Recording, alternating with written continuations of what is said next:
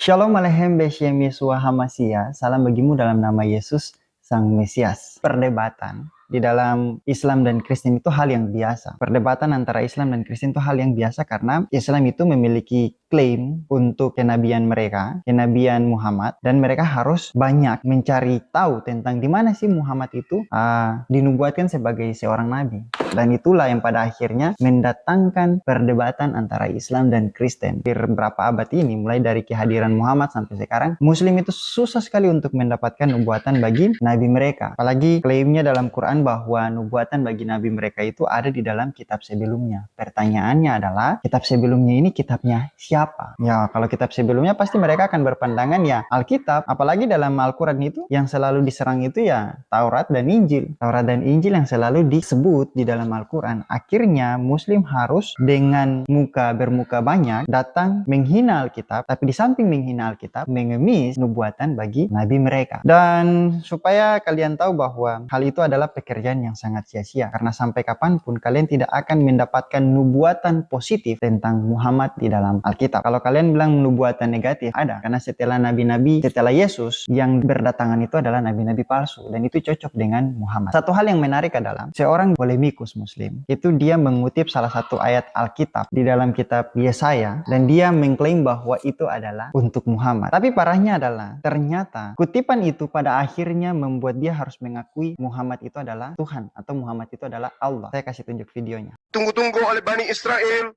yang kemudian dikatakan sebagai Allah yang perkasa, Allah yang kekal. Siapakah dia? Itu sudah pasti bukan Yesus, melainkan dia yang kita peringati hari kelahirannya, baginda Rasulullah Muhammad sallallahu alaihi wasallam.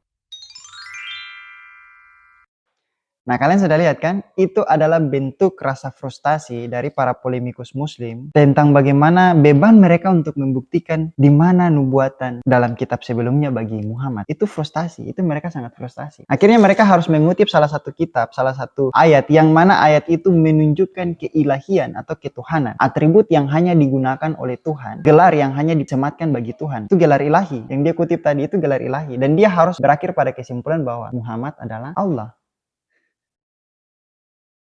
Begitulah cara polemikus Muslim berpikir. Mereka itu IQ-nya rendah. Cara berpikirnya itu tidak... Makanya saya selalu katakan bahwa berdebat atau berdiskusi dengan para polemikus Muslim itu hanya menurunkan IQ kita, bukan menambah. Ketika dia mengutip salah satu kutipan ayat dalam Alkitab yang menunjukkan bahwa sebenarnya itu adalah nubuatan bagi Tuhan Yesus, tapi dia mengutip itu untuk Muhammad, akhirnya dia mengklaim bahwa Muhammad itu adalah Allah. Tunggu-tunggu oleh Bani Israel yang kemudian dikatakan sebagai Allah yang perkasa, Allah yang kekal. Siapakah dia? Itu sudah pasti bukan Yesus, melainkan dia yang kita peringati hari kelahirannya, baginda Rasulullah Muhammad sallallahu alaihi wasallam.